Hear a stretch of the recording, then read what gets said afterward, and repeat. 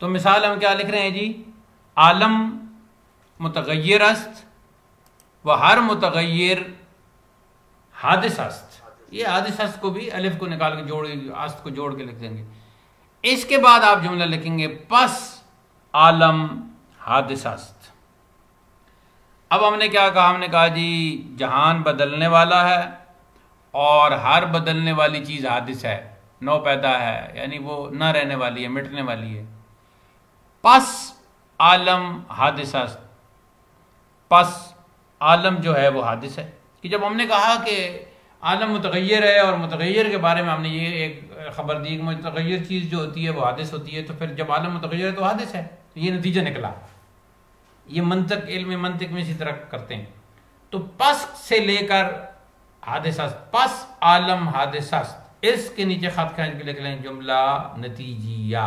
یہ جو پہلے ہم نے جملہ کہا ہے نا عالم متغیر است و ہر متغیر، دو جملے کہے اور ایک بات کہی، کلام ہے، اس کو کلام ہو گیا نا. جو دو جملے ہم نے کہے عالم متغیر است و ہر متغیر حادث است، یہ ہو گیا کلام، کلام سابق اب اس کو کہیں گے. اب اس کلام سابق کے بعد ہم نے کہا پس عالم حادث است، پس جہان متغیر ہے، حادث ہے، یعنی ختم ہونے والا ہے. حادث کا مطلب ہے، ایک تو حادث کا مطلب ہے نو پیدا، یعنی کہ پہلے تھا نہیں تھا وہ نیا پیدا ہوا ہے، اور دوسرے اس کا مطلب ہے فنا ہونے والا، ختم ہونے والا. تو یہ ہے جی جملہ نتیجیہ. آگے لکھیں جی نمبر 8 معطوفہ. اس کے نام سے پتہ چل رہا ہے کہ اس میں عطف کا چکر ہے. تو عطف حرف عطف عموماً واو استعمال ہوتا ہے. تو ایک جملہ آپ نے کہا، پھر حرف عطف واو لا کر ایک اور جملہ کہہ دیا، تو وہ جو حرف عطف کے بعد جملہ آیا ہے وہ جملہ معطوفہ ہے.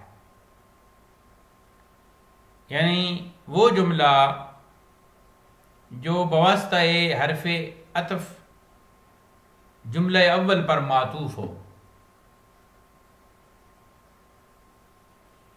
جیسے زید آمد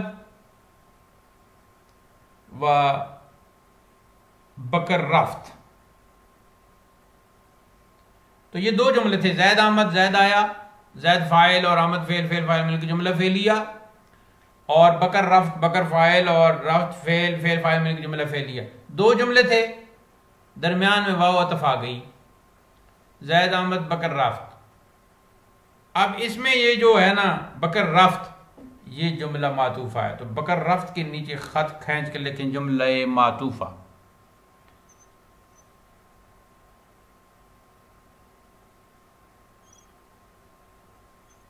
تو کچھ اور قسمیں بھی بیان کی جاتی ہیں جملے کی، لیکن ہم نے ضروری اور اہم اقسام جملے کی جو تھیں وہ پڑھ لی ہیں. اب آپ پر ہے کہ آپ کیا چاہتے ہیں. آپ کو بعض حروف کے خواص، یعنی الف کے کیا خواص ہیں، یعنی خواص سے مراد خاص معنی، با کے کیا خاص معنی ہیں، تا کے کیا خاص معنی ہیں، را کے کیا خاص معنی ہیں، اور یہ اس طرح ایک سیر کرا دی جائے آپ کو.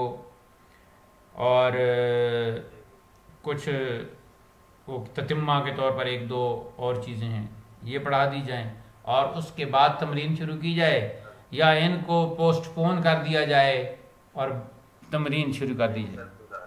جی اچھا.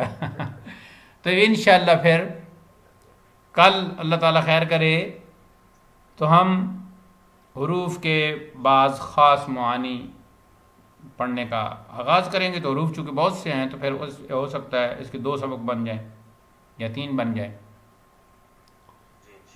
تو وہ انشاءاللہ ہم پڑھیں گے، اور آخر میں تتمہ، خاتمہ جسے کہتے ہیں نا، اس میں 1-2 سبق ہیں وہ.